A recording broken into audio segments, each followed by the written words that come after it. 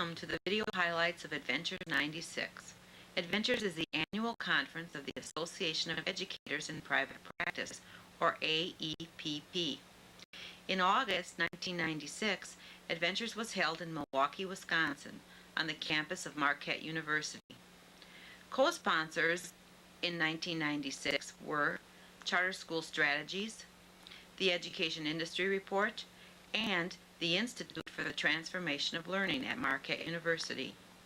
The three-day conference features sessions on educational private practice or teachers in business for themselves, charter schools and charter school laws nationwide, education reform and policy information, the emerging education industry from both business and investor viewpoints, and technology as it applies to learning.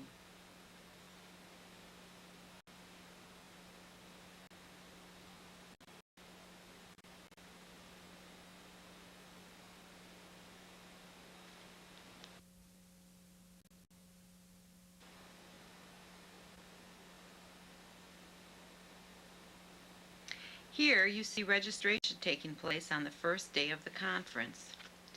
AEPP was founded in 1990 to provide options for educators and greater opportunities for all learners. It is a network of teachers who want to be in business for themselves, but do not want to leave the classroom to do it.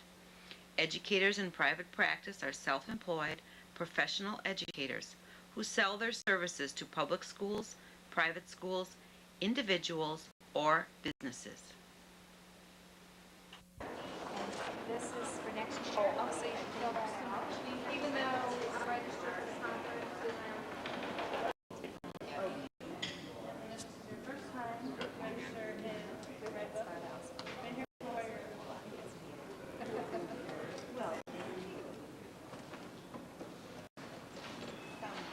no.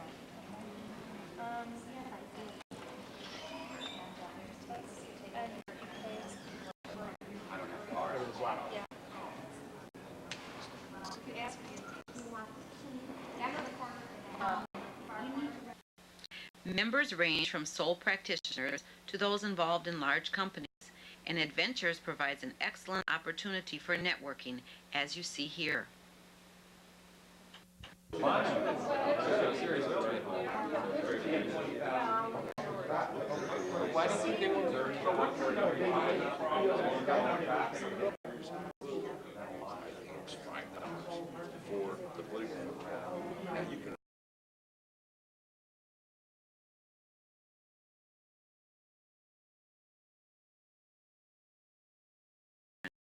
They are allowed in some states to contract for educational services.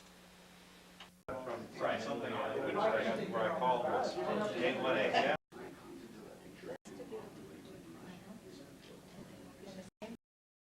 And this is Dr. Howard Fuller of the Institute for the Transformation of Learning at Marquette University. And Howard, I'd like to ask you a question at this conference.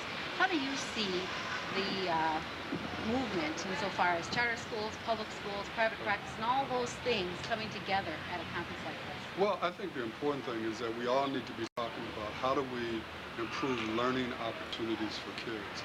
And we need to quit thinking about systems and think about learning for all kids. And what I hope we can have happen in a conference like this is people can find new ways of collaborating and developing different paradigms than what we have had in the past. So public-private partnerships, contracts, charters, homeschooling, all of these things should be a part of our overall effort to improve learning for all of our children.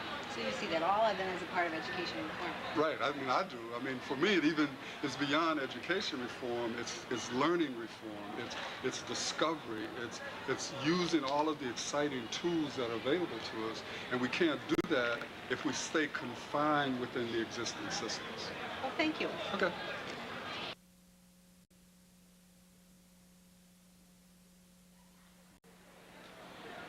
This is Wayne Jennings, the incoming president of the Association of Educators in Private Practice. Wayne, how do you see the future of AEPP developing? Chris, I see great opportunities for AEPP. This is a chance for people who want to you want to get into the school reform business or to find a way to deliver education more effectively, using technology, using individual tutoring, adopting sort of the business model, getting into competition and letting the results stand on their own merits. So here at this conference, we're able to talk about charter schools, going into business as an educator, school technology, school change and reform, many opportunities for people in the future. How do you see accountability playing into that for the private practice educator? Accountability works just like it does in business for the private practice educator, because you have to actually attract people to come to your business and in the education business and in fact deliver, get results, satisfy people, or you're out of business. Well, thanks a lot, Wayne. Thank you, Chris.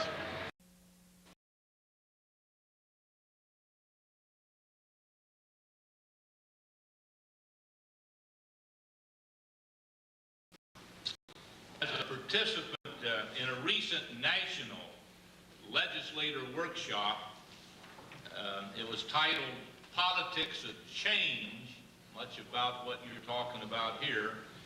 I was again bemused to review the list of stakeholders in the politics of change of education. Before these legislators, these were the stakeholders: teachers, administrators, school boards, state departments, textbook publishers, and so forth and so on. No mention as a stakeholder was American business, industry, national security, or future generations. Indeed, there's been a general assumption by legislatures and legislators for education reform to succeed. It requires the participation and even the dedication of the education establishment. For some reason, legislators believe that's where it's got to start. I say that in a general view. 3 months ago, I spoke in Baltimore before the Public Education Network. And that these are representatives of all these big foundations across the nation that support education reform. That is to say, these foundations work within the existing public school system to secure improvement.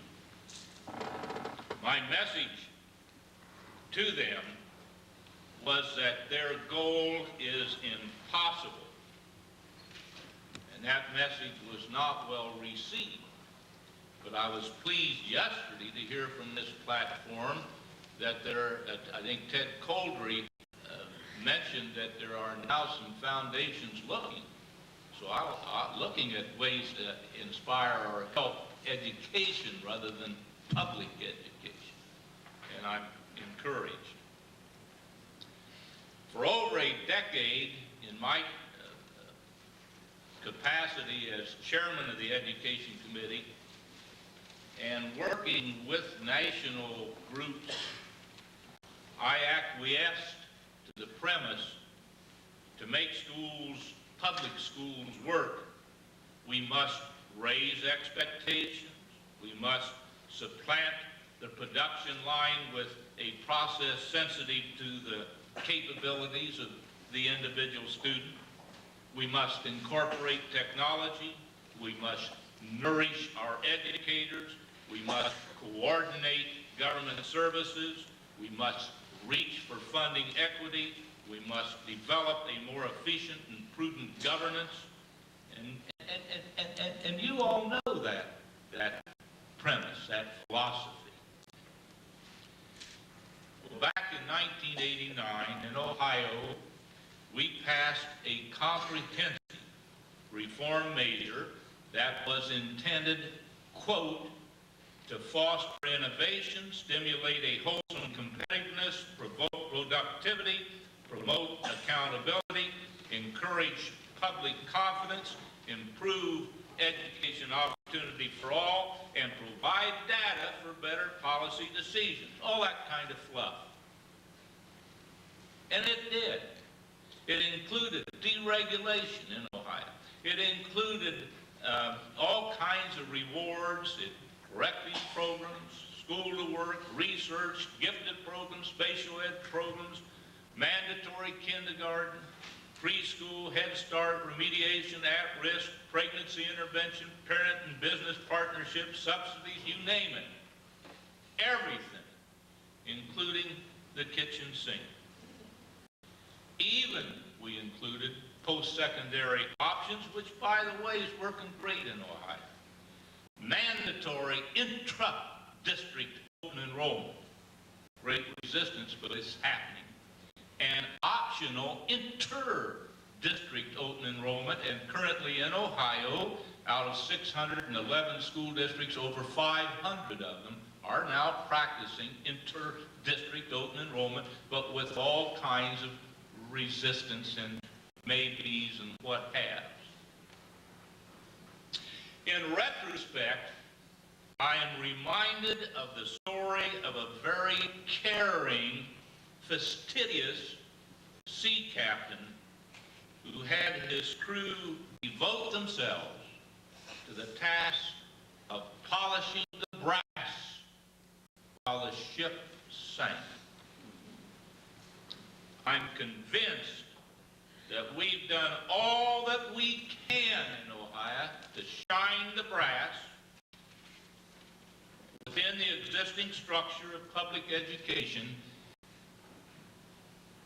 to no avail.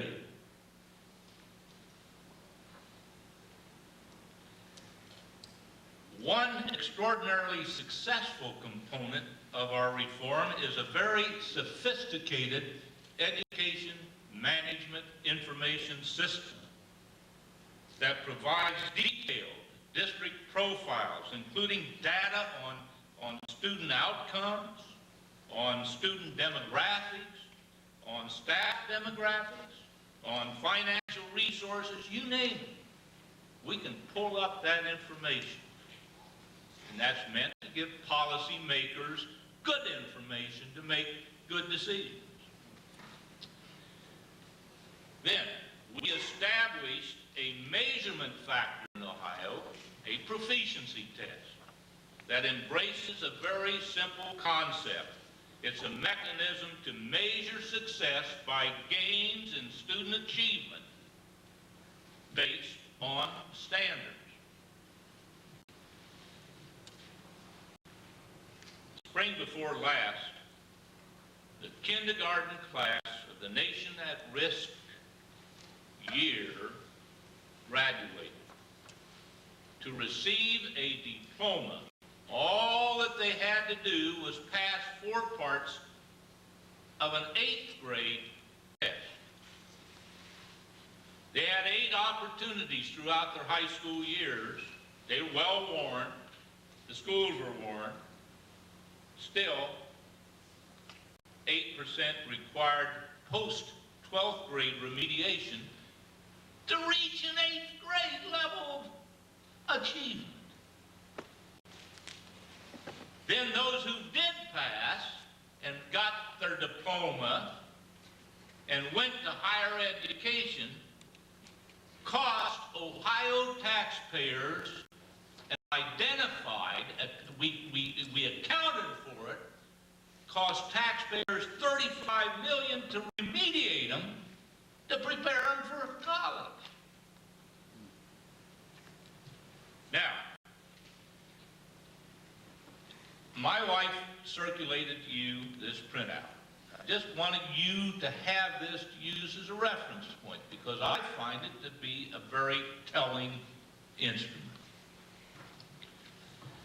Using the education management information system to correlate various factors to proficiency success, I ordered this printout that you have.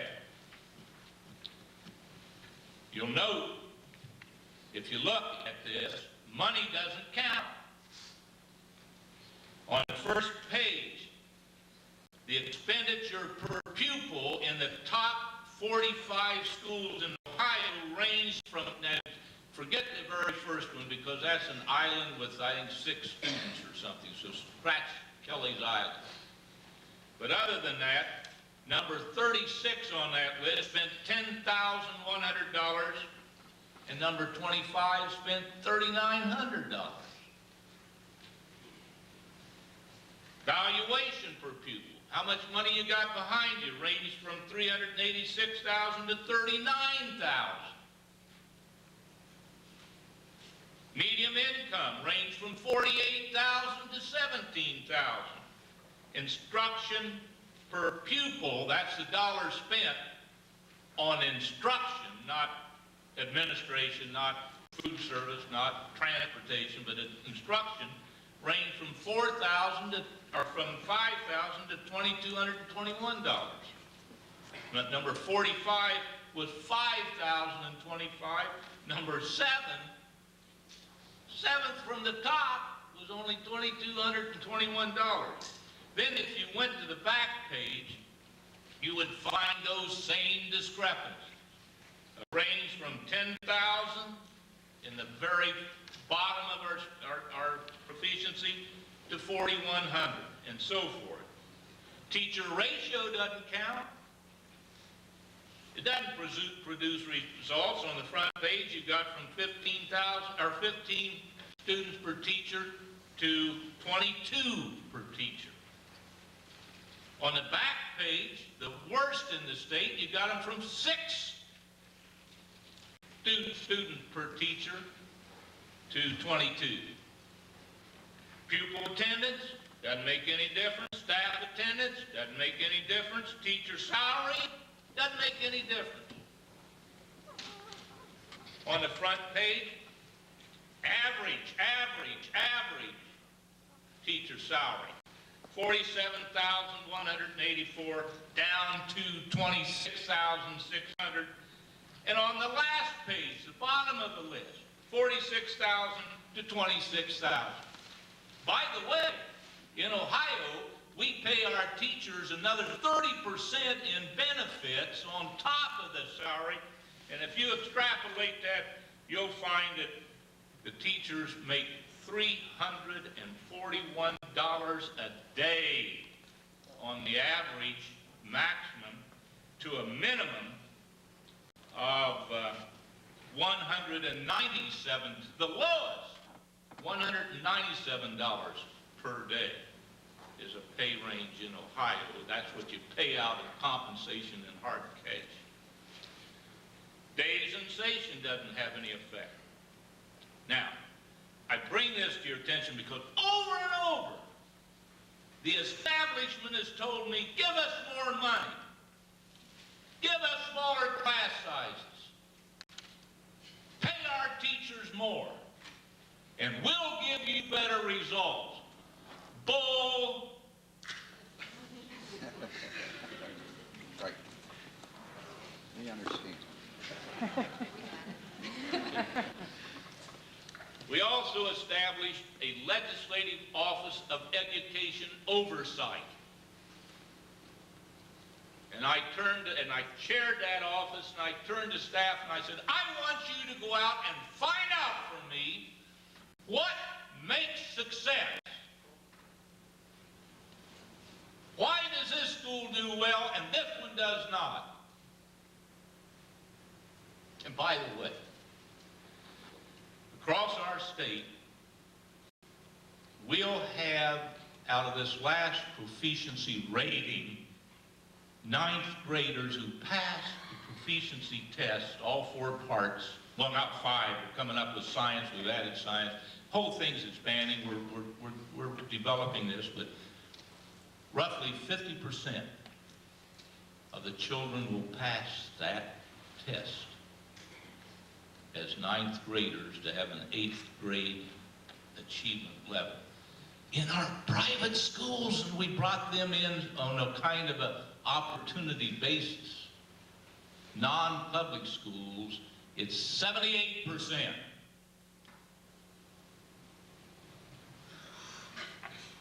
Well, anyhow, LOEO did a study, and they found out what made success. And you know what it is. It's everything you know by the seat of your pants. Common practices of high-performing school, an education environment of respect and expectation for excellence, active connections to community, that's parents, business, colleges, a focus on developing ability to solve problems, communicate, relate classwork to life. Number 5, offer a wide variety of extracurricular and curricular activities. Challenge. Number 6, acknowledge and respect differences in cultural backgrounds.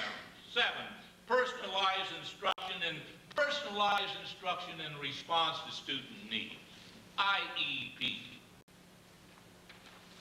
Establish policies that promote a common mission. Involve teachers in decision-making. Encourage innovation. Equip students with reading material. Hire the right people. And invest in ongoing staff development. What's all that mean? Charter schools. Vouchers. Choice. That's what produces these things. That's what produces success. I am very pleased to be here today representing Minnesota. And I know there's a number of my colleagues in the audience here. I know that also I've been able to talk with some of you over the last few years because this Edventures conference has been one of my favorites. This is my 3rd conference. And I have become revitalized every time I come here because I enjoy hearing from people like you who are on the front lines of education. And every time I come back from a conference like this, I have all kinds of ideas to bring to the legislature, and your enthusiasm is a big part of what motivates people like me. And I thank you for that. So it really is very much a pleasure to be here with you.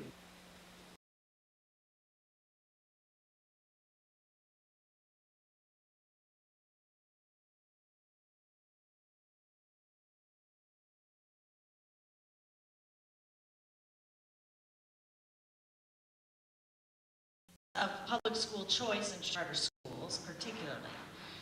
They are not bipartisan. They are not partisan issues. They are bipartisan issues. And I'm not going to be talking about them in the context of partisan politics. I can tell you that as the author of both of those initiatives in Minnesota, they would not have passed without a bipartisan coalition. And I am indeed grateful to those who worked with me on the other side of the aisle. I'm also grateful, for example, to Senator Dornberger, who took charter schools nationally, a Republican. And so again, very much bipartisan. What's much more relevant to the discussion today is that charter schools choice, public school choice, are really centrist positions, somewhere between those who are satisfied with the status quo and those who really do want to go to private school vouchers.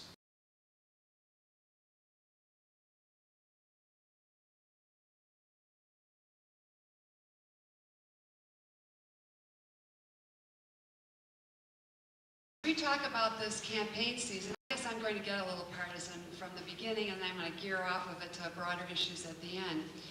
I think that there's going to be a heavy debate about whether you're for public schools or whether you're against them. And the reform debate is going to be you're against public schools in many cases. And I think this is very dangerous. And I hope that the public will work, as Senator Young and Senator Snyder's has said, to carve the discussion, and will say it's not either or. Because in order to have good public schools, we have to have competition. Our public schools are not succeeding. Many of them are doing very well. Many of them are not doing well. And it's not either or. It's like people say, well, some of our schools are doing very well. Yeah, and keep it up. Keep doing it. We applaud you. It's not we're trying to disgrace you and say because you're a public school you're not of value. that's how we get digressed to the argument of either or, and I think we've got to get out of that kind of a discussion. We've got to get the public to put pressure on people who are running for public office to look at the consumer. That is that would be the children and the parents who are the receivers of this service, of this product, of this benefit, which costs billions and billions of dollars nationally, and a product which is not delivering the quality that it needs to deliver.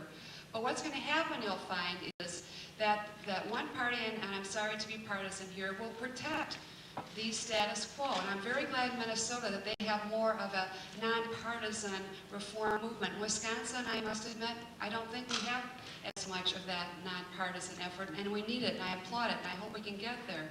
But I think we need to talk of reform as being pro-public education, don't you?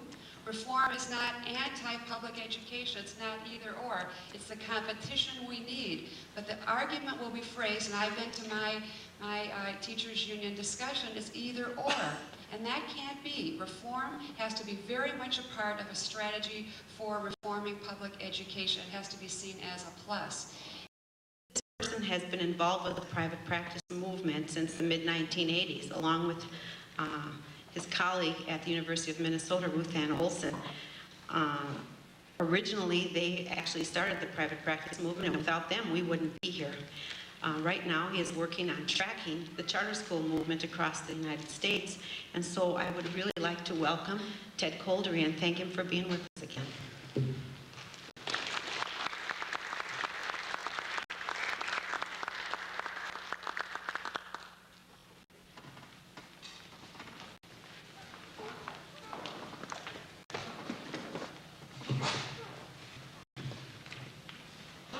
Thank you very much, Howard, and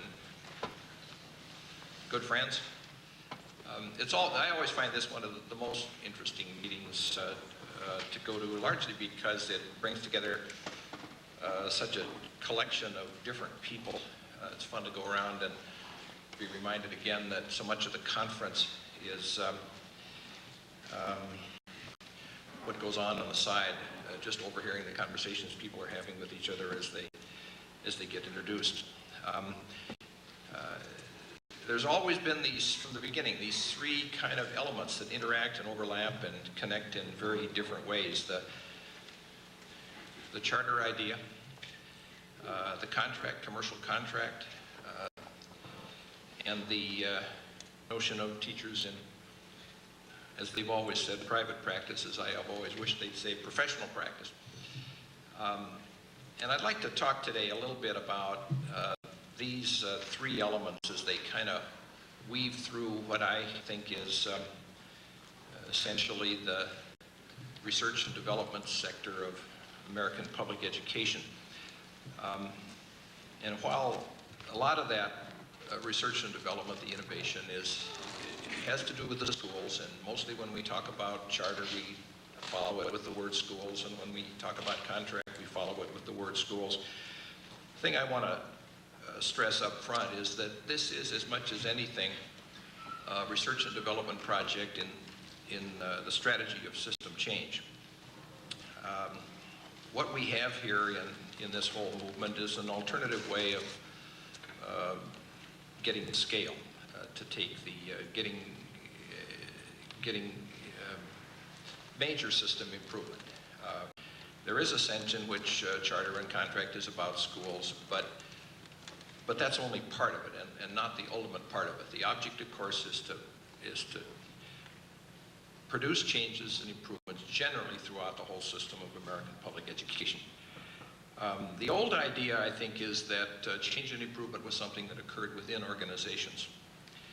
The basic organization of the system, the district and the districts in the state, was pretty much held constant. The notion was that we would take this structure as it stood and essentially exhort it to change and improve, do better, particularly incorporate better practices, better learning practices, better testing practices, better personnel practices, better financial practices, on and on and on.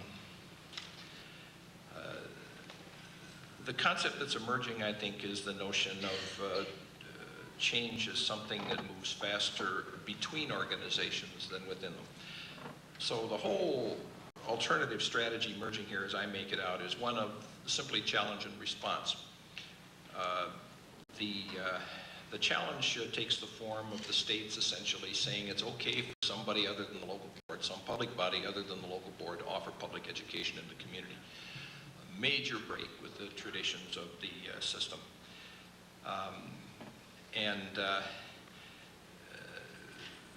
This hopefully then providing a stimulus for the mainline district system to change and improve its own schools in response. So there are two challenges that we face in this charter and contract movement. The first one is to produce schools, first of all to produce laws, I guess, that produce schools that are good schools, that can be demonstrated to improve student learning. And then secondarily, the response part of it, to cause districts to change and improve their own schools, which they can do partly on their own initiative and partly stimulated by a little further change in the area of public policy. To say it slightly differently, it's the change from a strategy that's based essentially on intentions, good intentions plus money, to a strategy that's based on increasingly on incentives. Walt McClure, the person I've worked with for a long time, likes to say that if you exhort an organization, an institution to do one thing, but in fact reward it for doing something else, it's probably going to do the thing you reward it for. So it's very important to concentrate on the reward. And this leads me to kind of the last thing, which is the question of people. I was saying at the beginning that it is one of the themes of this group has been professional teachers, educators, practice. And this is raising a really interesting question. I hope around the edges of this meeting people will discuss. One of the things that struck me watching both the charter movement and the contract movement is that very quickly, almost unconsciously, without any real discussion of alternatives, people assume that what we want to bring in this innovative area is essentially a little corporate model, a little mini school district in which teachers are, as they always have been everywhere, employees. I put in from the airport in a cab with a person. We were talking a little bit about this, and he was talking to me about the difficulties they're running into with the arrangement that requires the teachers provides for the teachers to be employees. And my question to him was whether there's been any real exploration yet of models in which teachers are not employees. The commercial world is full of organizational models in which you don't have to be either the little freestanding unit operation at the one extreme or just a little piece of the big corporation on the other. There are lots of models in which ownership and responsibilities are shared, where it is possible for a small group of people local to the scene to have ownership and to make decisions within a larger framework of support, provided management and advice and counsel and resources and economies of scale. This, I think, needs to be explored. And the professional world is full of models that need to be explored as we think about alternatives to the traditional district arrangement in public education. Going back 10, 12 years, I've had experiences getting together teachers and others, including that first night, the lobbyist for the MEA, with people from law and medicine, a managing general partner and the administrator of a big law firm, a senior partner and the administrator of a big medical group. It's perfectly clear there are all kinds of ways in which this could be worked out that maximize the virtues of professional ownership and decision making, and yet provide a good many of the strengths of management support that so many charter schools are currently lacking.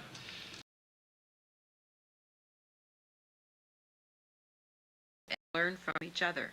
Following are segments from many of those sessions. The first session deals with privately managed at-risk youth programs.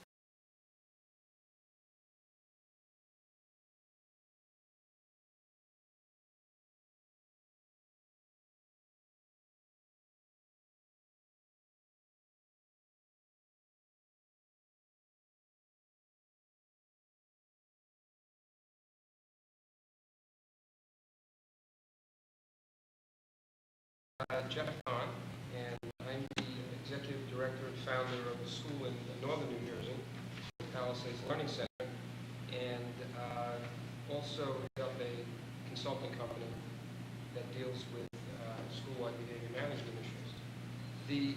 I am a special educator and have been for 25 years, and over that period of time, although we didn't call the kids at risk, the children that we've worked with and I've worked with are kids who have been classified in New Jersey as a large classification mechanism, as in many other states, classified emotionally disturbed. And that's a mouthful, and it means many things. And over the last 25 years, it's changed as frequently as the ball scores. So for me, it's always been dealing with kids who are at risk. These are kids who are years behind in learning, socially dysfunctional, clinically dysfunctional, in trouble in the community, in trouble with their families, in trouble in school. Services weren't being met, weren't being provided.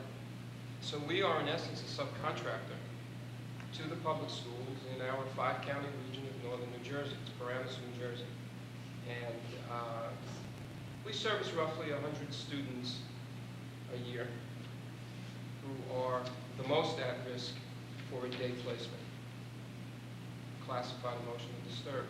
During that process, we developed a school-wide behavior management system, which has been kind of our signature, and that's some of what's turned into consulting. And we computerized that, we have a software program on that. We're doing work with New York City. Very similar, interesting to your Chicago situation, I'm sure. But what we're finding is that this notion of at-risk is, of course, much, much bigger than special education, which is only roughly 10 or 11% of the population anyway. And that's all special ed. We're finding that our mainstream is at risk. And that what I've found, where I've traveled, and folks I've spoken to, is that so much of what we've been doing in special education, which responded to a need 25 or 30 years ago, is now very much the technique and the best practice that seems to be working with many of the populations that are now called at-risk or in alternative education. So that's what I'm here to talk about. Kathy Earl Patterson, and I am the president and principal and founder of Learning Enterprise of Wisconsin Incorporated, which is located here in Milwaukee, Wisconsin. Learning Enterprise has 3 entities under its organization. One is a high school for at-risk children, one is a daycare center, and one is a home for abused and neglected children. And I started off pretty much the same way as Dr. Novell here did. I started teaching in Milwaukee Public Schools and went back, got my master's in curriculum, and just decided there were too many kids that were slipping through the crack and too many kids' problems who were not being addressed. So I wanted to do something different. And I went out into alternative ed 22 years ago. And 10 years ago started my own school. So we have been in existence for 10 years. We have a population of 240 kids currently for this school year. And we teach a wide array. We're a regular school, actually, that teaches everything under the sun that it's supposed to have. Support services that we have incorporated with our school is the daycare, which is very important because we have most of our children are teen parents. We do have kids who are coming from an adjudicated background, but not mandated by the courts that they have to be there. Most of our kids are qualified at risk because they are 1 or more grades behind in their levels, or they have had a child already, or they have already had a very large problem with truancy. So that's what we're trying to stop and encounter and look at the barriers that's happening there. We find that our work has to encompass, without a doubt, families, and we have to bring families in and try to help work with the families. So that's what we're focusing in on this year and hoping that it'll turn the attendance problems around. I'm also a consultant right now currently with the Chicago Public School System, helping them get their alternative school network together, which they have in the past year developed 52 satellite programs called at-risk schools, or schools for kids who are at risk, and they're satellite all over the city of Chicago. So I've been helping with them this year. So I've been busy nonetheless. But I'm glad to be here. Welcome to our city, and thank you for coming.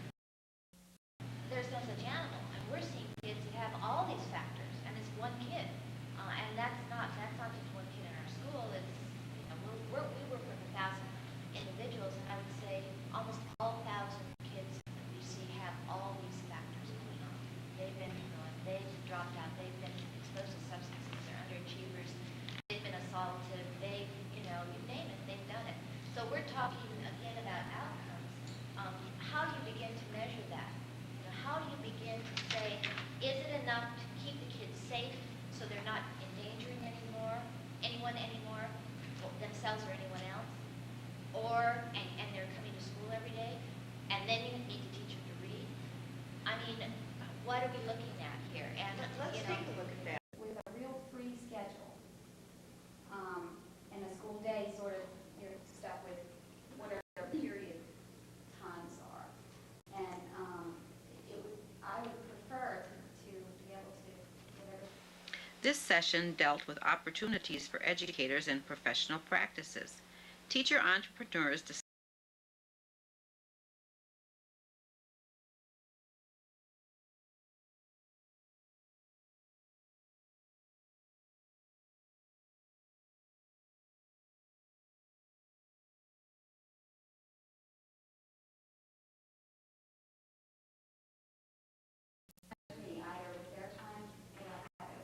Well, it happens frequently that teachers can go to a school system and contract with that and 2 or 3 other school systems at the same time for the delivery of their program within the normal academic school day.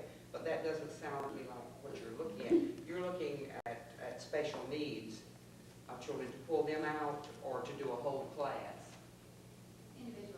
Individually. Then I don't know. You had your hand up for answers. Just to throw out something to you, I wasn't sure whether you wanted to do it as part of the school system or not, but there was a wonderful program in Broward County, Florida, that had a niche in teaching the very gifted students math. But by the time a student graduated from high school, he was way past calculus, whatever comes after calculus. And the school system decided to abandon the program because it was not meeting the needs of an entire population and therefore was too costly. So these people started their own, took that program, couldn't contract with the schools, but started their own service. And it's after school in the evenings, on Saturdays, and they're doing phenomenally well.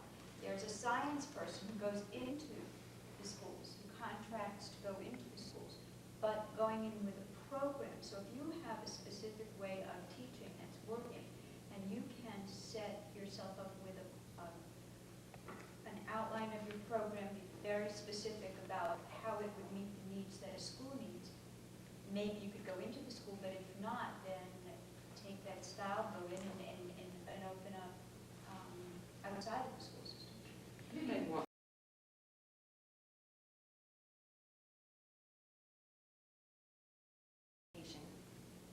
and I kind of look at education as like a big house, like a village, large, gorgeous houses, and every room has another opportunity to decorate it and move it around.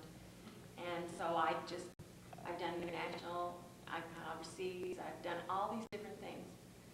And when it came down to it, it all had to be me. What turned my buttons?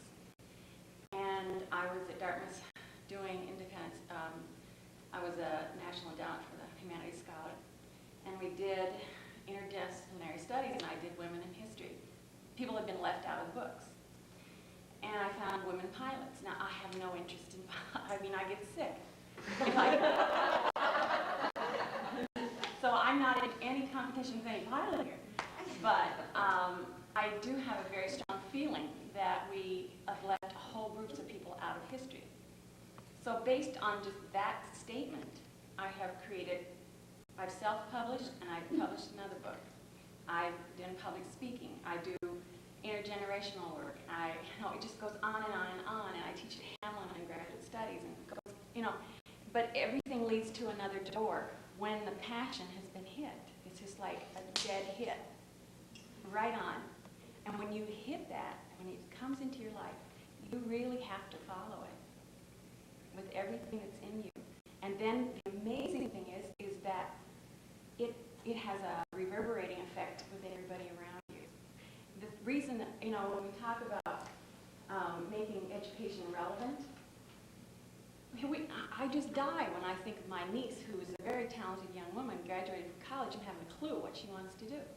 That's a major, major disservice to her, to have spent all that money and not have a clue. That's not her problem. That's the system's problem, in that they have not found ways to connect with her. And teachers, when they're connected and are doing things that make a difference with their students, make those things happen for students. It's not an out there, it's an in here kind of situation. Tell me a little bit what you do around the park. Just to give you a little background, do what you love, you will make money.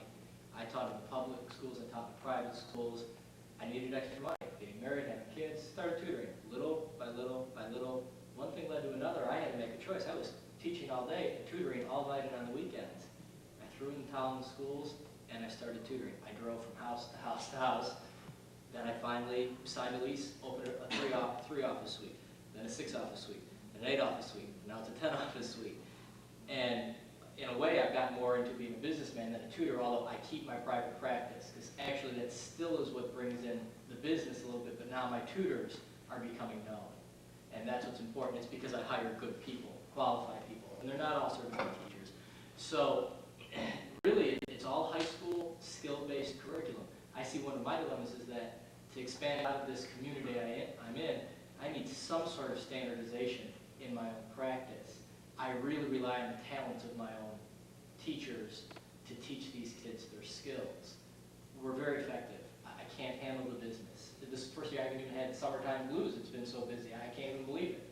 But I need some direction for the long run. And I think that's why I'm here. I'm looking for direction as to where I want to take this company, because it just keeps spreading. There's a Kaplan across the street from us, and we blow them away on ACT and SAT preparation.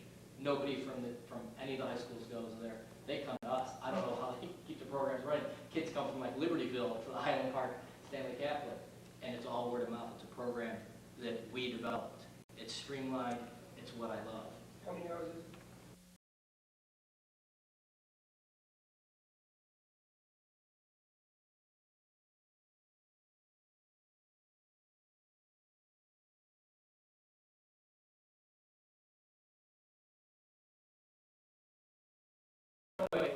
All your business, you only do one specific thing.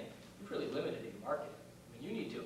This is capitalism, and that's what it is. You've got to provide a service to the students that makes them improve, not just get an A, but they have got to feel better about themselves.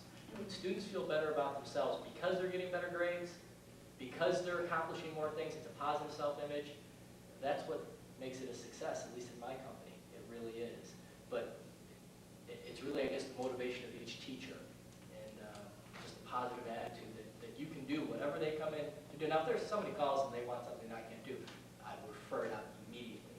Matter of fact, I was gifted, but who was not succeeding in school, 2nd grade, and she said, "Thank goodness I found you." And she said, "I feel like now I can relax, and you're going to be with me all the way through school." That does not mean that a child will be, but the parents know that we are the safety net. And I think that that's the one thing that all of us can supply. And that's what a parent wants. Also, and that's word of mouth. But that same parent takes her child to Sylvan, it would be the same thing. What makes you totally different, though? Because they'd be probably, if they decided Sylvan, they'd probably feel that way too, don't you think? It depends on, this is a service industry we're in. You can't get away from this is a service industry.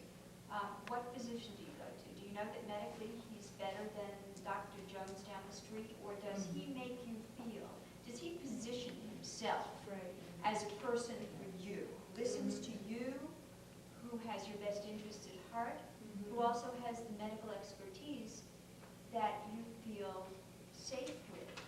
We're in the same boat. Or go take your car into the gas station. There are a zillion gas stations. They are not, doctors are in competition with one another. But It's you're correct. competing against real big capital, though. So what? So that doesn't make a difference. It's a service that we're giving. You know, it's a hard thing to know. Think you're going to go to lunch. You can go to McDonald's, or you can go, you can go to the guy who you know in your town who owns the little hot dog stand. Where are you going to go? Well, most of the time, you're probably going to go to the guy who you know. Now, it took him a long time to be known by everybody in the community, and once he was in that community, where'd he go? Well, he went 3 towns down, and then everybody in that community knew him, and then 3 towns over. It's a hard thing to define. I'm trying to find a definition, but it's really an holistic approach with our students. But when a kid lands in my door, whether he's in 7th grade or sophomore year, we'll follow him all the way through, and most parents want us to. Not that he gets tutoring every week from us. Eventually, he might go for 6 months, and this kid is set, and it's a beautiful thing. I mean, it really is. Oh, You know, plus, then I have another hour available for the next kid. Right. But they're free to call whenever they want, you know. And we do. I mean, I'm sure you give out, you know, a little extra time here, 3 hours, you know.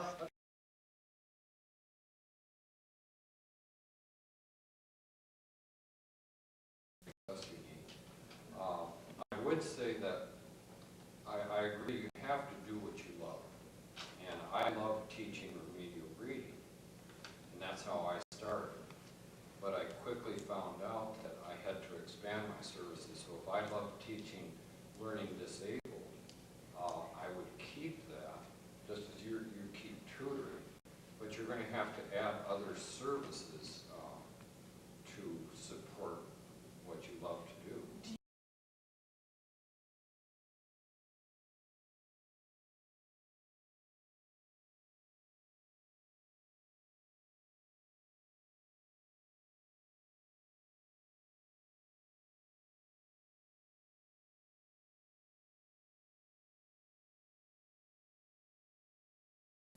Governance and organization and legal structure and financial structure and personnel issues are all part of what I would consider to be the organizational backbone of any school. And resolving and putting together a system and structure that has enough system and structure to it to withstand the pressures of the day-to-day operation of a school, and at the same time be flexible and open enough to allow you to allow an organization to grow and evolve and do things in innovative ways. There's a real tension there in a lot of schools. And the charter schools in particular that I work with, and especially the ones that are starting up from scratch, are running into some really heavy water in these areas and sometimes have severe conflicts at the board level or financial or management or day-to-day operational decision and policy issues that they have great difficulty resolving. Okay. My name is John Schultz. I'm president by default of Edventures Cooperative, which is a group of educators that have formed a cooperative, and in a cooperative each person has 1 vote, and you have a structure with a board of directors and executive board and things like that, but it's truly a democracy. And so when I say I'm president by default, I say that because we don't have a hierarchy with somebody commanding others what to do. It's purely a cooperative process. The process I'm going to describe represents 2 visions and 2 needs. One is the educators. The educators, in this instance, have decided, number 1, that there is no future in being employee. That being the side man is not a future. That if you want a future, you need to be an owner. Also that we're cooperative because we believe that with the quick change that we're experiencing, this transition we're going through as a culture and an economy, that if the organization does not have efficiency and it does not have intrinsic motivation driving the organization, you're not going to survive into the 21st century. Organizations that have top-down command, organizations that have a complicated structure, etc., will not survive into the 21st century. Organizations organizational structure and legal structure that they have there, and I'm not sure that everybody really understands quite how important the distinction is. But in a normal school, you have, say, a board of directors, and then a variety of employees, maybe a school director and a bunch of teachers who are all employees of that legal entity known as a charter school. Here they have a different situation. They have a charter school that's a nonprofit corporation. It has a board of directors, but it doesn't have any employees. It has a contract with a separate organization, and that separate organization is John's cooperative called Edventures, Inc. And Edventures contracts with that board of directors for the lump sum and operates in the way. Who holds the charter, the board? Who holds the charter, the nonprofit entity? The charter school is a independent school district in Minnesota, structured as a nonprofit corporation. Well, John, when you say school, well, as was stated, I'm the president of the Board of Education in Jersey City, New Jersey.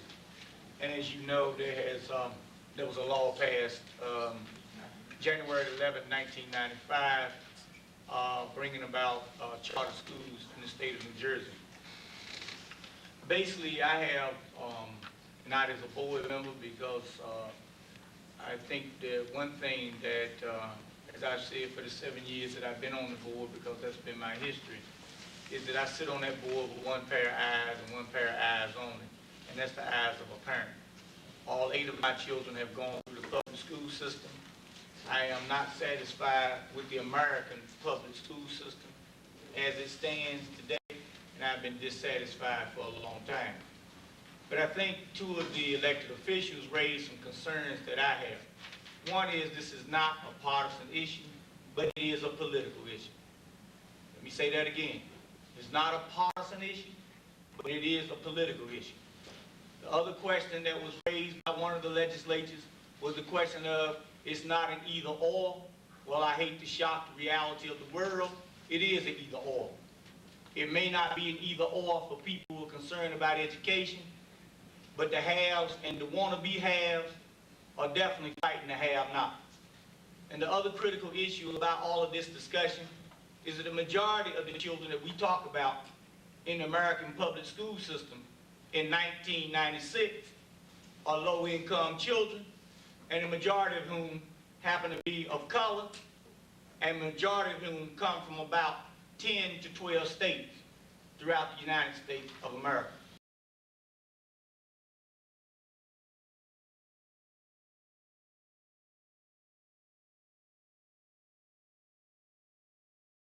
We are managing a school in Wilkinsburg, Pennsylvania, which is a borough right next to Pittsburgh. Those of you that were here last year, I spoke a little bit about just the travails of getting this school started under a very contentious legal battle. And many have asked about my partner and I, sanity we had in going in and trying to take on this challenge in the middle of a legal suit between the union and the district there. There is not a charter school provision presently in Pennsylvania to really allow the district to do what it wanted to do. They literally came upon this themselves out of necessity of wanting to have a new type of program available for their children, which they felt like were being underserved at a cost that they felt like was prohibitive to increase. Wilkinsburg is a small borough, fairly heavily taxed, and they were spending a fair amount per child. My partner and I sort of came into this from a public policy side, and that's why we were encouraged to press on, even though there was a fair amount of contentiousness in the community and in the educational establishment there. But what we saw was a district that had come and made a decision that we don't see many, at least at that time, we were not seeing many districts do, and that was to contract out the management of a school that they felt like they needed help in, and they wanted innovation, they wanted people to come in with new ideas and new approaches, and what they were willing to do was turn that management over to another separate legal entity who would be able to hire its own staff, and everybody in that school would be held accountable for the results over a contract period, which start to the And that was an opportunity that we felt we needed to pursue, and we knew it would be rough, and indeed it has been from the legal standpoint. We didn't really take over the school until 3 weeks before school started, and had to hire an entire staff and organize the school. It was an existing school with about 400 children. The community is about 50% Caucasian and 50% African American. The school system is primarily African American. And Dr. Elaine Mosley, who was here at this conference 2 years ago, who helped put together our program, actually took over as principal of that school. And just to give you a quick update on that, the first 6 months were a very turbulent time inside the school, because it was a school that needed to have the culture of learning developed, and the culture of attitudes that existed in the school changed. And Dr. Mosley had experienced some of that in previous schools that she'd been in, and really quickly addressed the safety, which a lot of parents will list as one of their #1 concerns, and just the general behavior of children K through 6, with multiple fights, multiple levels of disobedience toward adults, and things that were remarkable even for those staff that had been in inner city situations. So it was quite a challenge, and one that required us to have 2 adults in every classroom, and those were the types of things that we had the flexibility as a separate company that had its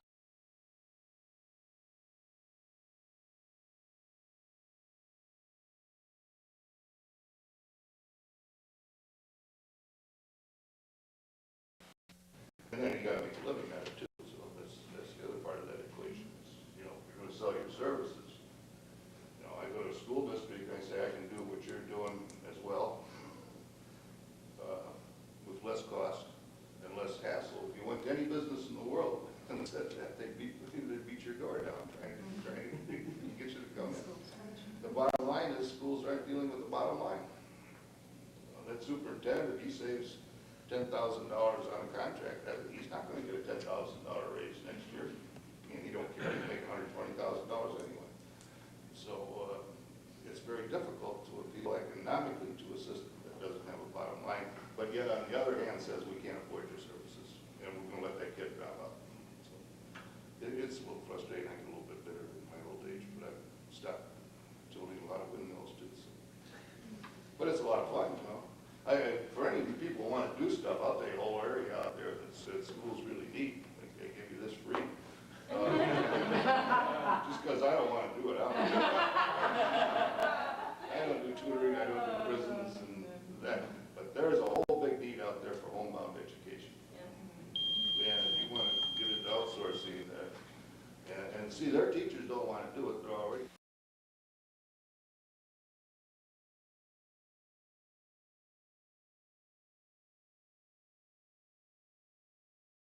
laws.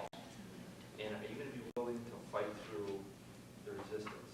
And we've had 3 school districts rewrite policies to let people like us in. Okay? But we weren't willing. I mean, I could have told the guy, hey, you can do business with us, or I can do business with your parents. I don't need you. I mean, that's a real easy and a real stupid thing to do. So if you work with the system, you have to be willing to work the system. And that's a lot of energy and it taps capacity, but it also has the future. Because by just going through that a couple of times, you really start to know how it works. And that's the test. I mean, you got to go through those tests to learn. And everything is so nebulous right now that laws are being formulated and unformulated as we speak because everything is changing so quickly. And so I think, you know, just go in and give it a try, and if they don't know, and you just go ahead, and you may get burned the first, but you're on the leading edge, and those are some of the costs, though, of doing business, too. You just sort of have to say, okay, you know, those of us who are out there trying to do stuff, the big people, you know, the big groups who have a lot of money going behind them are getting the real arrows in the back, but they're opening up doors and building awareness for us. You know, Jim's group in the states he's in, and the Sylvans and the EAIs and the Edisons, you know, they're out there and they got money and they got corporate, all this kind of stuff, but they're also building a lot of awareness for those of us who can slide in on their, you know, I don't need 25 schools, but to get into a few schools, that's, you know, that's great at this point, you know, and that's sort of how the vision and the dream grows, how the vision and the dream grows. And there are several places you can look to find out whether it's legal to contract for certain kinds of services like instruction or curriculum. And one would be, of course, the State Department of Education's legal staff. You can call them and they can give you advice. In my experience, they don't always know either, but at least that's a source. Another source, and maybe the best one, would be the State Attorney General's office, because they may have been asked in the absence of legislation or in the absence of a court decision what schools or school districts can or cannot do. So the State Attorney General's office might be. They can generally do anything they're not prohibited from doing unless they get a ruling, and that's what happened to us in Minnesota. I think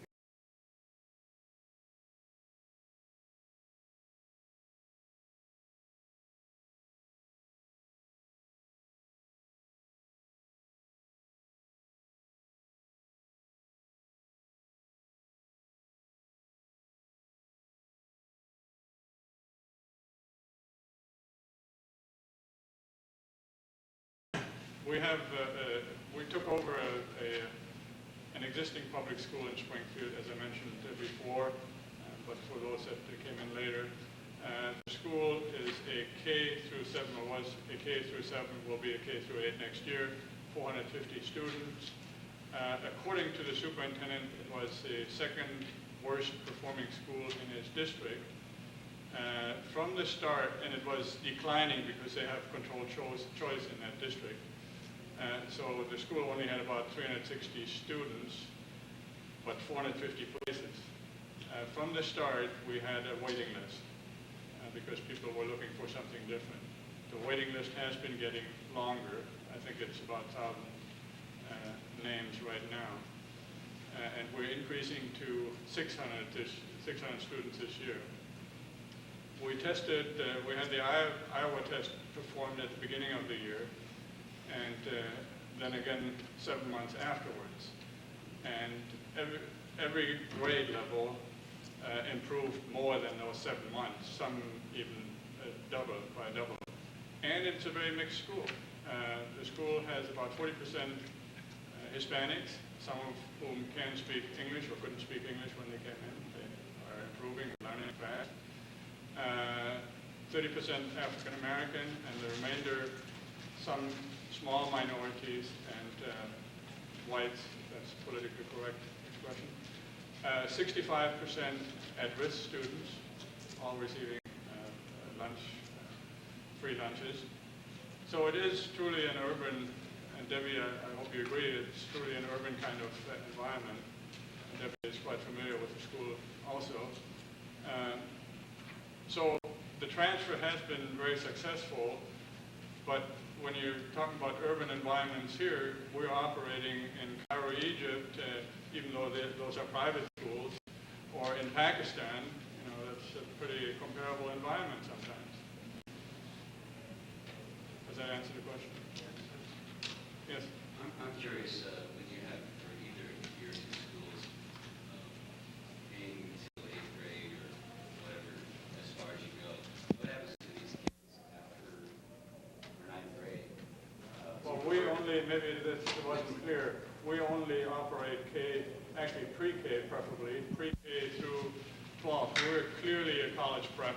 That's our strongest focus. We want to take every kid, and I mean every kid, to college preparation. If they elect not to go to college, that's their choice, obviously. But we think every child in America should have the choice to select whatever field they want to go into, and not be pre-screened early on into vocational area or never math, don't do math or science. You saw the example. This girl was labeled when she came from Montessori school.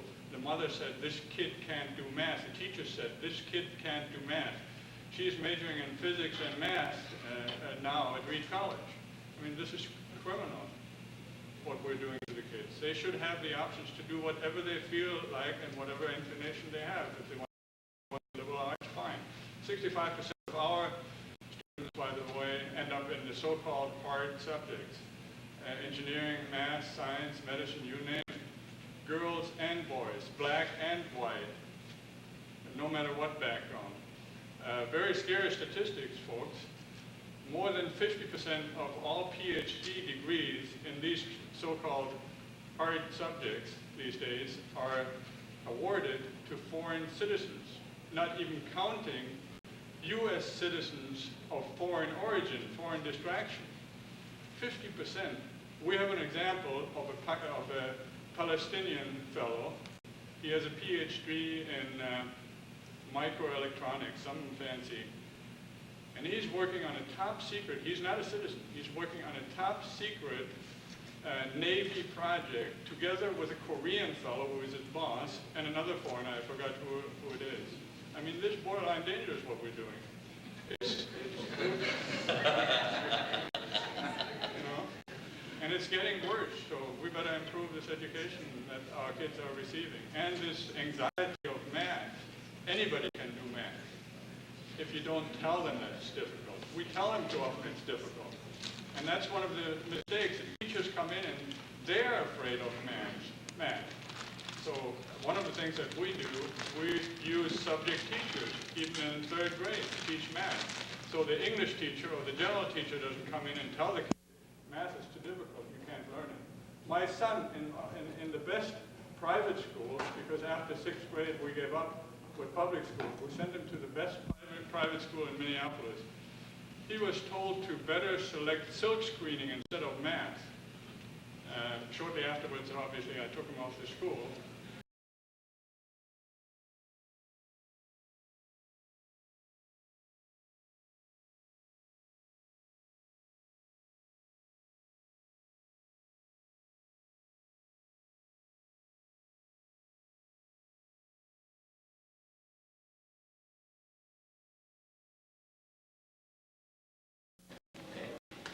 My name is Philip Peltz, and the reason I'm starting is because I have performed the role in the last 14 years that Mr. Jackson's father performed and Mr. Barton's father performed.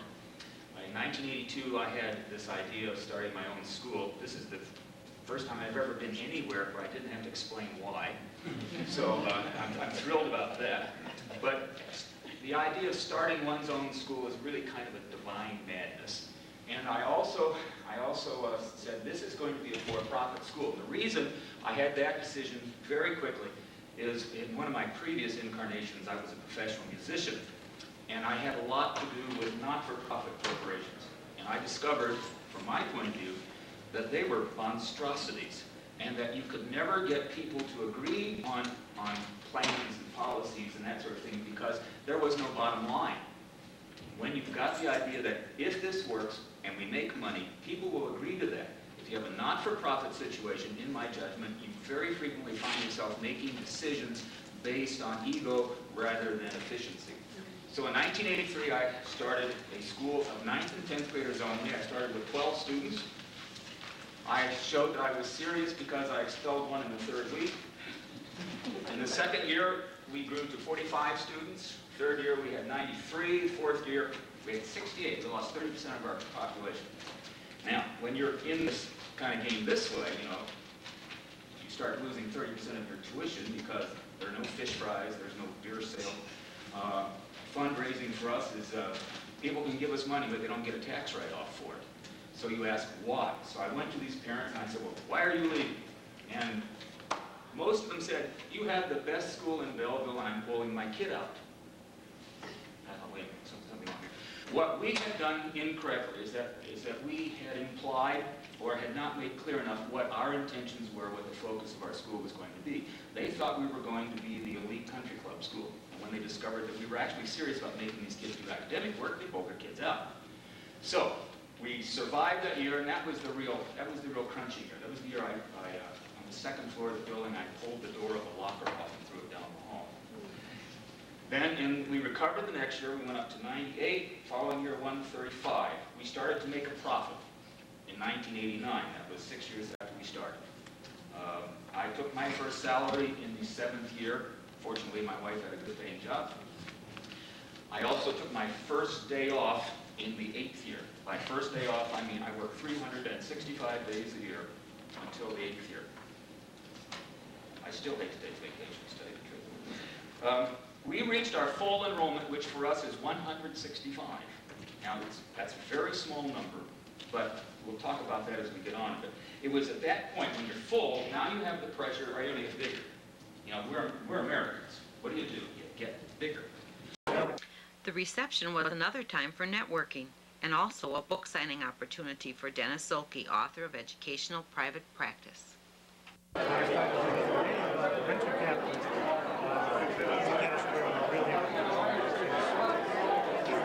Helping teachers be better teachers. That's really what we're about. When you start school, it's all part of the line. It's like a chain. It's not a chain. It's a long range. But when I get a report, it has to be All right, there you are. Thank you. Agenda. All right. What a deal, huh?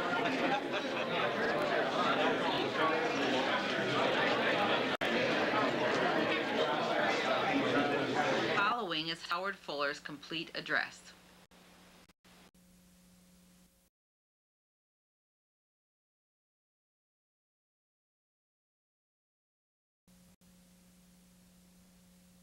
I want to begin by apologizing to people who have heard me speak before because I'm going to give the same speech.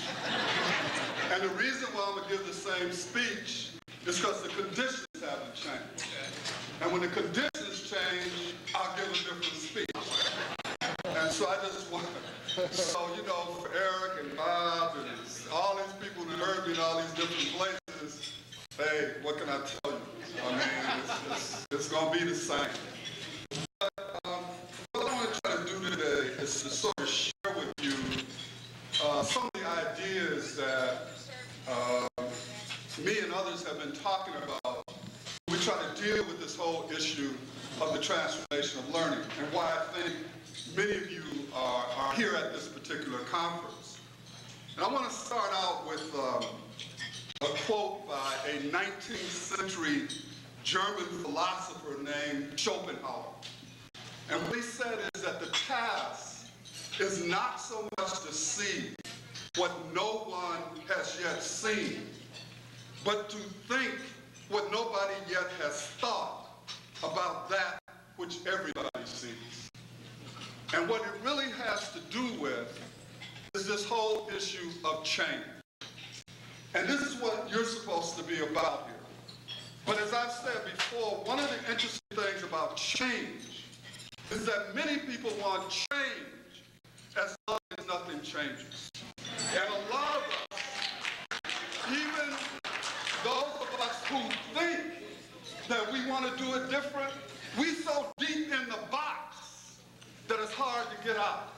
So even some of you all who think that you're really out there on the edge, you're not out on the edge, you're in on the edge because you haven't yet got truly out.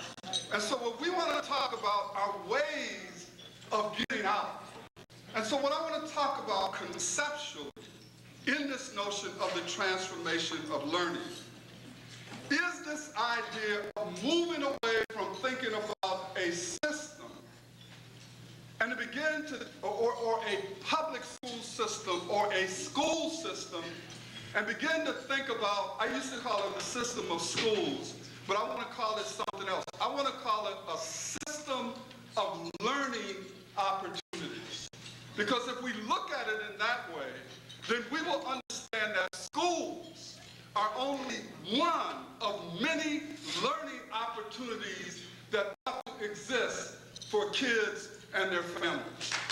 So let me try to lay out some of these core issues that I think we have to think about if our real reason for being here is kids. And let me say that again. The real reason for talking about all of this is to improve learning for our kids. While I'm all for you having a business and all for you making money, I'll have no problems with none of that, but that to me is not the primary reason for having all of this. The primary reason is to make sure that our kids learn. And so let me talk about some of these things that I think ought to go into a real to look at a system of learning opportunities. First thing I want to talk about is high expectations for all of our children. And I think that in America, particularly if you're going to be dealing with poor kids and poor kids of color, that we must confront the issues of race and class. That this is not a colorblind society. Don't think it will be anytime in the near future. And the reality of it is that if you are non-white and you are poor in America, you catch hell. And if we don't develop a way of approaching learning that recognizes how these things impact on the learning chances and the life chances of our children, I don't think we can get to them. And so I think how we view this issue of race and class is important. But there's another issue, particularly if you would purport to going to be an educator with our kids. I think that you have to love our children.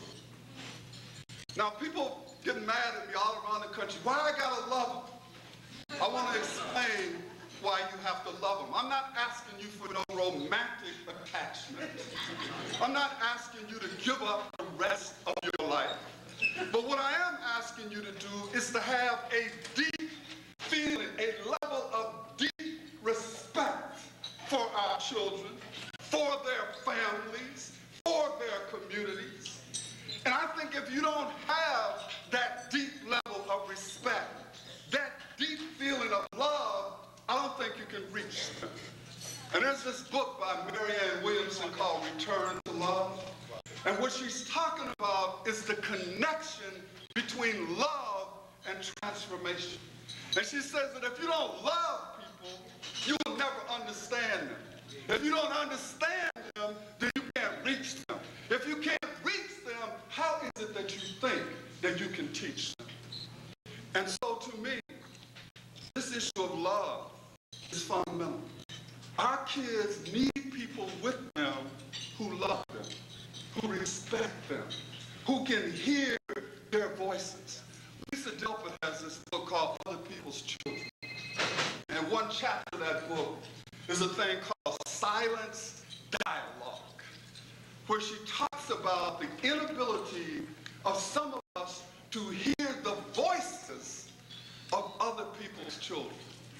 And there's this book, There Are No Children Here, where people talk about the fact that some of us think that it's okay to throw away some children. I'm saying it's not okay to throw away a single child. And that it is important that we have this high level of expectation for our children. Second issue, whether you got a learning center or a homeschooling or a school, at some point in time, we have to confront the nature of, and I'm going to use the word curriculum, but you can call it whatever you want. What I'm trying to get across is that for our kids today, we have to say to them that we expect all of you to operate at the highest level. That we have to have a rigorous curriculum for all of our kids. And many of you probably buy into that. But there's still some people out there hanging out in the edges who believe that certain kids can't learn certain things. And almost all of the educators now got enough sense to say, I believe that all children can learn. Everybody say that. But then ask the second question, can all kids take algebra? Then you start hearing all of the well, buts, and I thought, and which ones, and all of this. What I'm saying is that if your child can take it, then our kids can take it too. I'm saying that we know that if you do not put kids through a rigorous learning experience, their chance of making it in America is zero. And so we got some kids that are taking algebra, and we got other kids taking math for life. in the supermarket, math for figuring out how to get downtown. And we say that these are life math experiences. But none of us who know that math to get downtown is not math that gets you to college. And so it becomes important that we talk about a rigorous experience. It becomes important that we talk about a multicultural experience. I mean, we have to recognize that America nor the world belongs to just white people. That there's some other people who had something to do with the world. That there's other people who have to be incorporated in the learning process. All of the research I says that people need to see themselves in the learning process. And I'm not talking about Black History Month, Hispanic Appreciation Week, Asian Hour, Native American Day. That's not what I'm talking about. Because we have all these things now where we drag out all the pictures.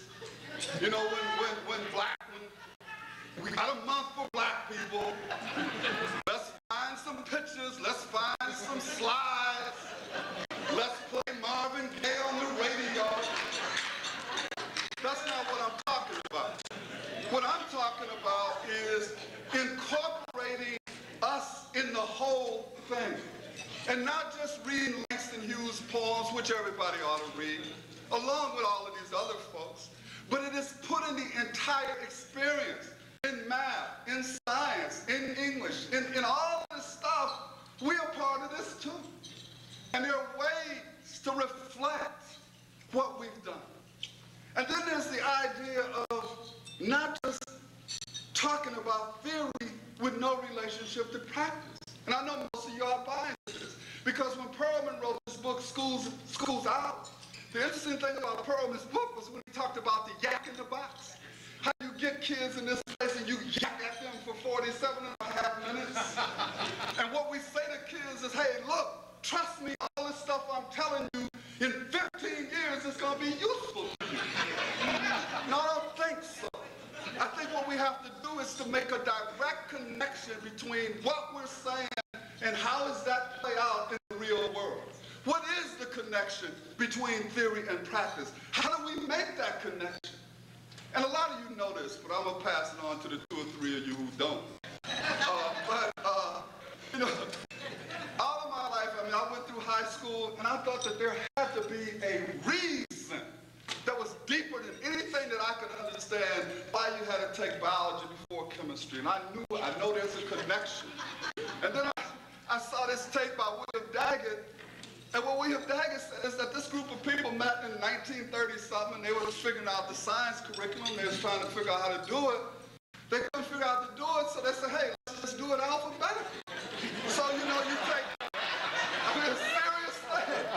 I mean, it just blew me away. I mean, I thought there was some mysterious, deep reason. And it turned out it's because B comes before C. If you think about it, most people learn concrete to abstract. And so it really makes more sense probably to take physics first.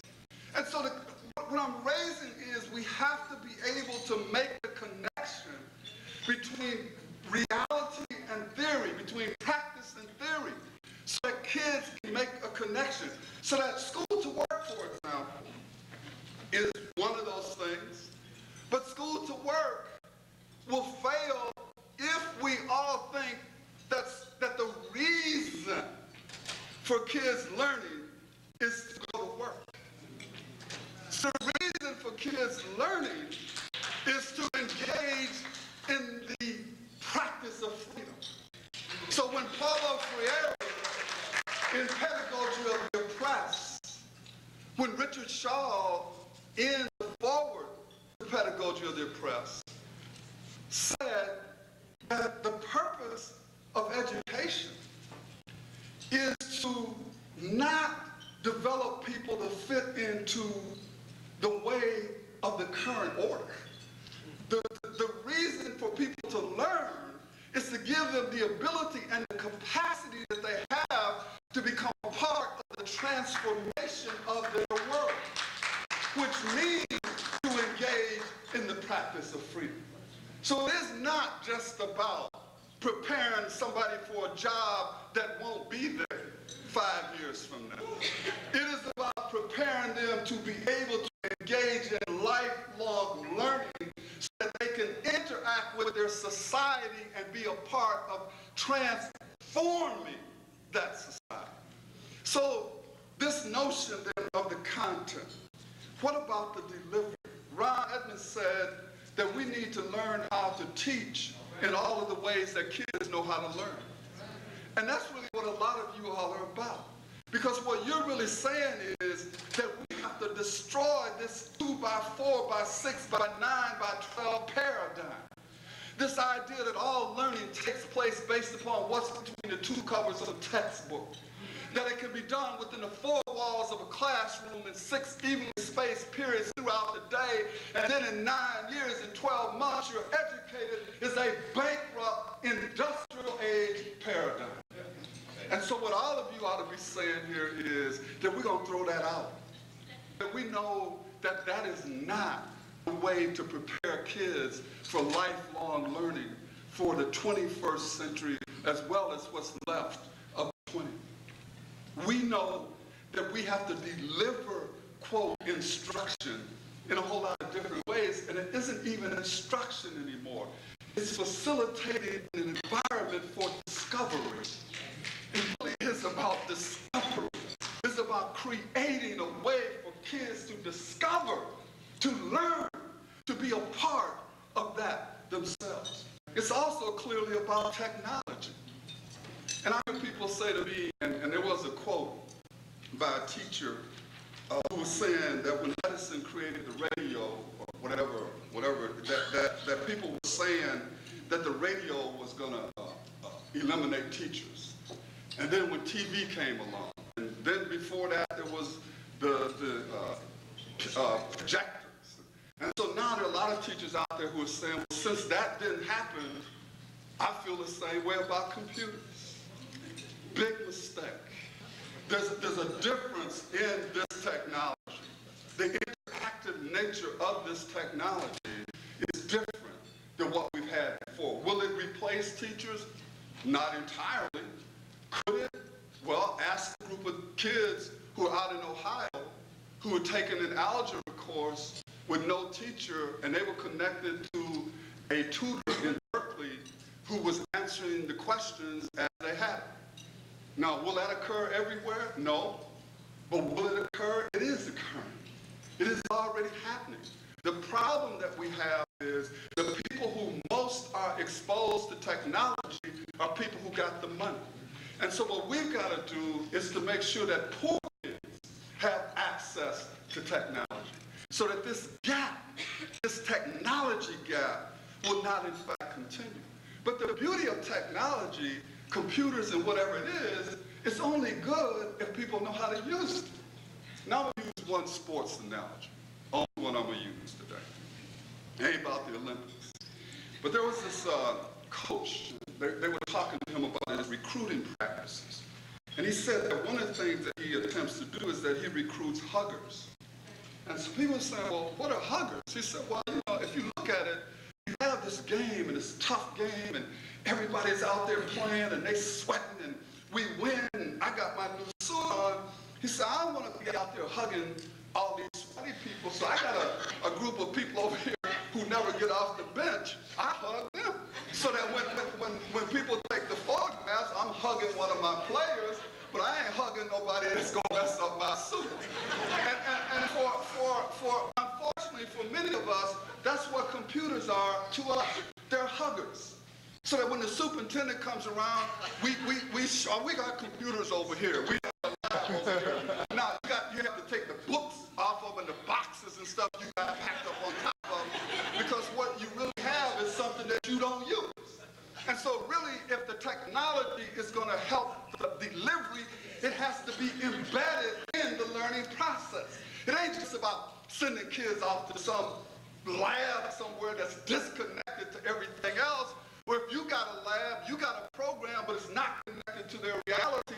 It's about taking the technology and embedding it in the delivery of instruction and the facilitation of discovery. We try to move on. One of the things we have to do is that we have to develop organizations that are learning organizations. And Peter Sindri's book, for me, The Fifth Discipline, like really helped me conceptualize what you mean by a learning organization. And he talks about these 5 disciplines of personal mastery, of mental models, of shared vision, of team learning, of systems thinking, which is the 5th discipline. But this idea that you have to continually clarify and deepen your personal vision. I mean, you have to have a personal vision about what needs to happen, and then you need to keep deepening that vision by testing it against reality.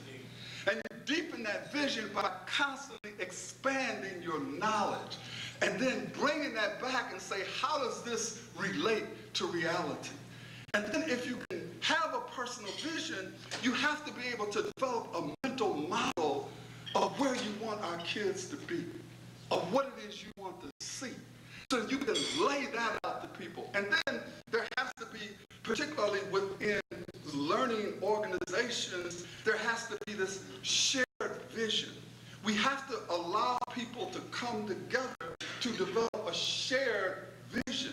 And in order to have a shared vision, you have to have team learning. In order to have team learning, you have to engage in dialogue. In order to engage in dialogue, you have to be willing to set aside your most cherishly held beliefs to listen to the views of someone else. But none of this matters if you can't look at it from a systemic point. Because for so many of us, we look at it from a part of a system, instead of looking at the whole and then understanding how the whole influences the parts and vice versa. It's a part of the dialectic of developing a learning organization. We have to examine governance. And Paul Hill talks about it in his book, Reinventing Public Education. But most of the time when we talk about governance, when we talk about a school board, mistake. That's only one part of governance. If you're going to look at governance, it's to look at the whole range of bodies and policies that impact on who can determine who gets an education, who can determine how money is spent. So if you're going to do that, you need to look at all of the laws and regulations, federal, state, and local, the rules and regulations passed by school boards, court orders, labor union contracts. All of those entities make up this thing called governance. And I hear a lot of people in hallways talk about the existing system. This is the existing system. This is all of the stuff that makes up the existing system. And all of them have an impact. I know as a superintendent, and I have 2 of my ex-bosses here, so I gotta be careful what I say, because Mary Bills and Jeanette Mitchell were both presidents of the school board when I was there, and I really owe a great deal to them, because without them it would not have been possible. And now Barbara Horton is sitting there, and she's the deputy director of UPS. But I would say this anyway. I mean, one of the things that you experience as a superintendent is, you be sitting up there, and it's very interesting.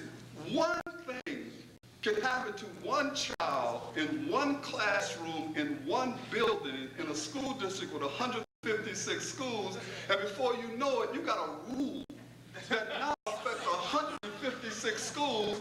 You got 155 schools trying to figure out why is this?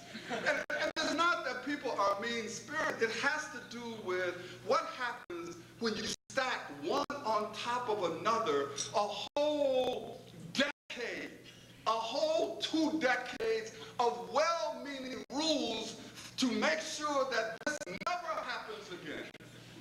And what you develop is a non-dynamic, fossilized, static entity that is incapable of deep and fundamental change. And it is not that these are bad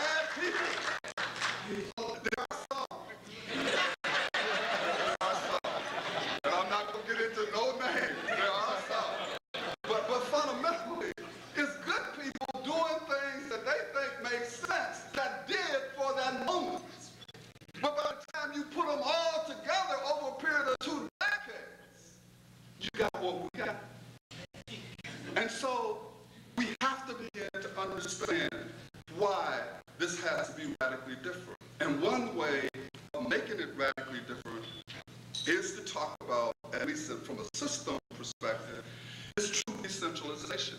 True decentralization is what creates a system of learning opportunities.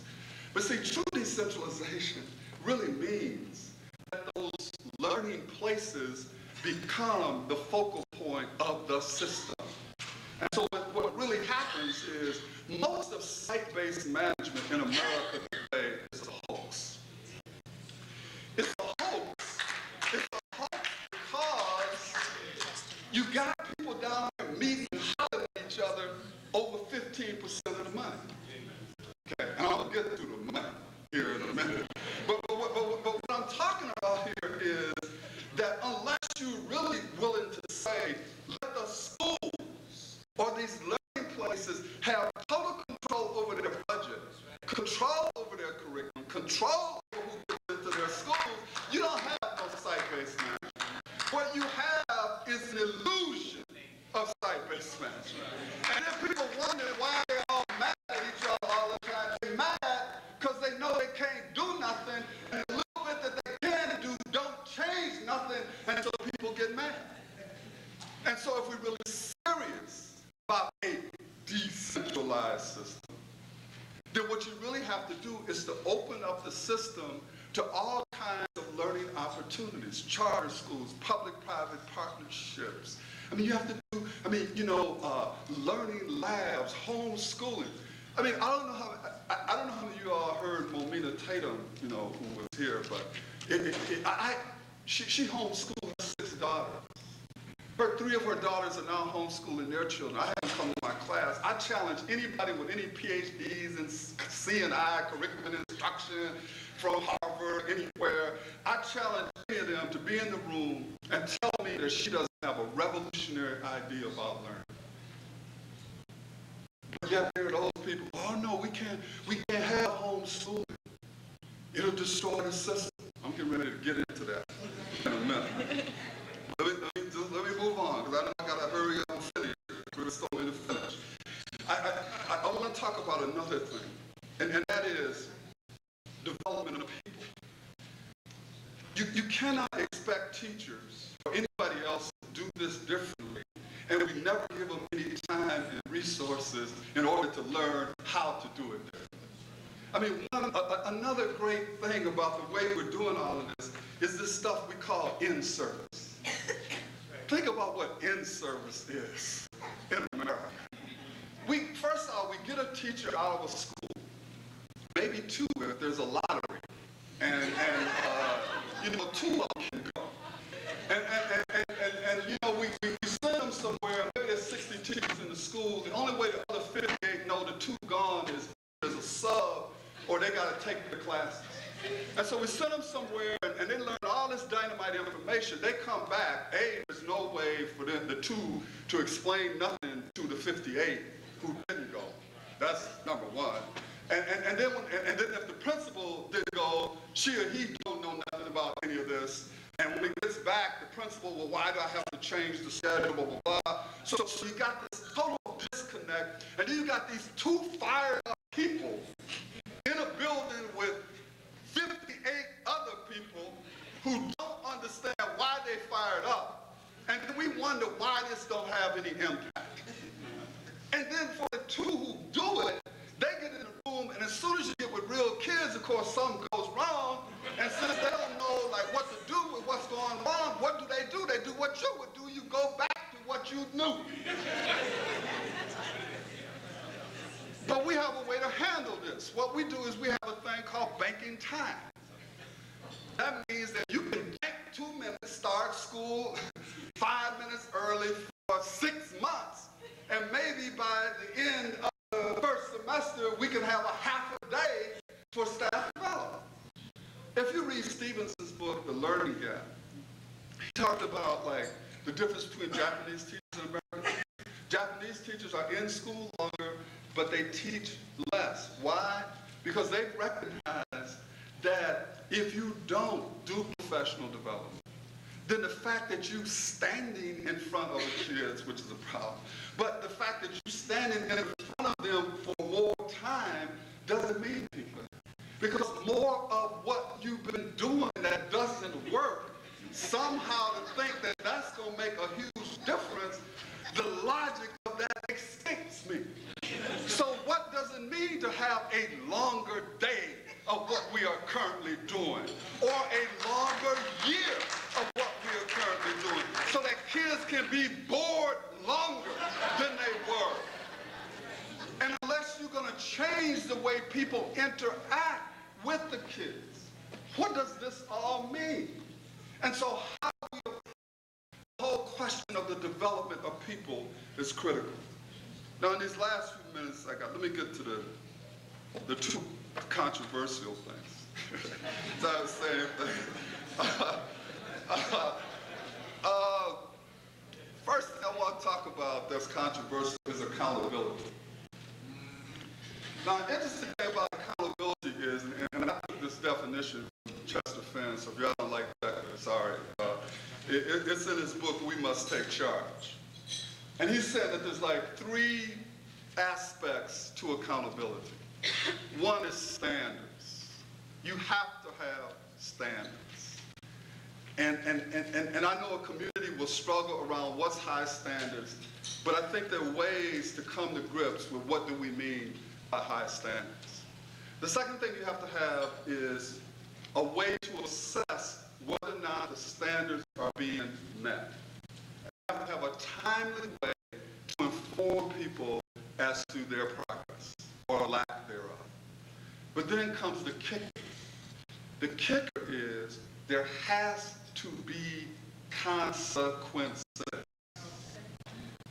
Something got to happen to somebody when something good happens and when something bad happens.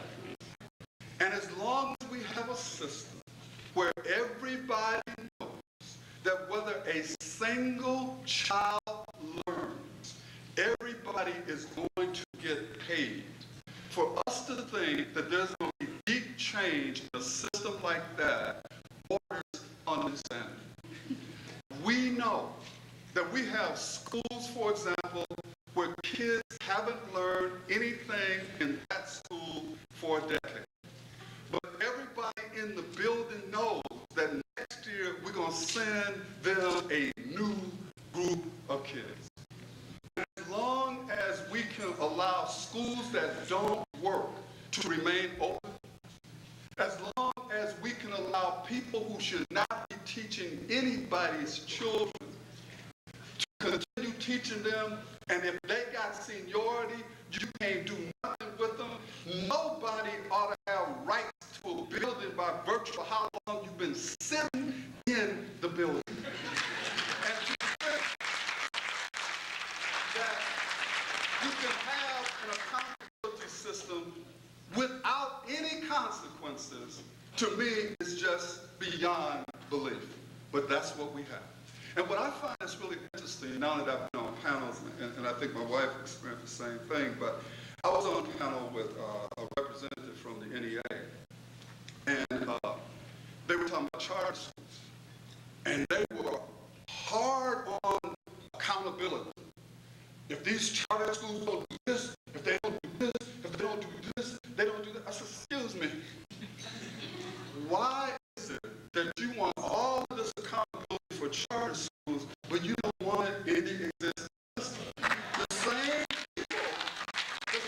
people who now are shouting for accountability fight you tooth and nail when you want to apply the same accountability to the existing system. And I find it interesting that people who are trying to make change are put on the defense by people in the existing system for fighting for things that they themselves refuse to have happen. And one of the strategies out here is that every time you promote something that would be a change, these people fight to weaken it, to beat it back, to put all kinds of stuff in it that will make sure it doesn't work, and then criticize you when it doesn't work. Think about how this is going down. Accountability. Money. I said it, I'm going to have to come up with a different saying, but I'm going to say it this way. The only people in America who will tell you that money is not important are people who have money. Now, I want to be very clear about this, okay? I understand there are people who believe that money doesn't matter. I'm not one of them. I believe money, and I believe there's all kinds of different ways to look at the relationship between money and achievement, this and that. Here's what I know. I know that many people who say that money doesn't matter have their own children in places where there is money. And so this whole idea that we can educate poor kids on the cheap is not an idea that I support. Now, do I believe that money alone makes the difference? No, I don't. Do I believe we ought to give more money to systems that don't work? No, I don't. Do I believe we ought to use money as a catalyst for change? Yes, I do. Do I believe that we ought to say that if you want additional money, we have to have new forms of governance, new forms of accountability, and the most important thing is we have to empower poor parents. Now, what do I mean by that? And I support vouchers for poor parents. Limited vouchers. What do I mean by limited? I believe that if you got money in America, you already have the ability to make choices. And so when Bill and Hillary got to D.C., they looked around at the D.C. public schools and they said, no way in the world are we putting Chelsea in this, which is their right as a parent. But the flip side of it is, his secretary of the Department of Education gave a speech right outside of St. Louis, and I was there, the state of the education, and said that those of us who support vouchers are trying to destroy the public school system. Now, my point is, why didn't he give that argument to his boss? And the reason why his boss could make a decision for his kids is because his boss got money. So what we do is we say, if you got money, make the choice. If you're poor, we're going to put you in places that don't work for your children, and we're not going to give you a way to get out, because to allow you to get out will destroy the system. Now let me ask the question, in whose interest is all of this stuff supposed to operate? What's important, the system or these kids? Right. And I want to be very clear to many of you all who are board members and stuff, who maybe can say, I can go along with some of this, but I can't have you taking the money. Here's what I'm saying. The money is to be used to help kids learn. Say that. If you're in a system where they're not learning, why in the hell should we continue to give you the money and not allow the parent to have some choices about how to use the money? And the reason why this is important is because I know that you get people's attention when you start talking about money. And I know that there are people out here who don't care whether these kids leave, but they start caring a whole lot more if when they left, they took these dollars with them. I think the conversation would change. And for all these people who say, yeah, but Howard, you know, public schools have to take everybody. Public schools put kids out every day. And right now, we are contracting, because I signed stuff to put them out. Okay? And we don't have no problems contracting with private schools to take the ones that we don't want. So if we're going to have a conversation out here, let's have a conversation. But now there's a connection to me between what I'm saying and the money. See, because I want poor families to have the same access to the total per pupil that everybody else has. And let's talk about dollars following the students. Let's talk about a system of learning opportunities where we're all going to be held accountable for results. Let's talk about giving poor parents those options.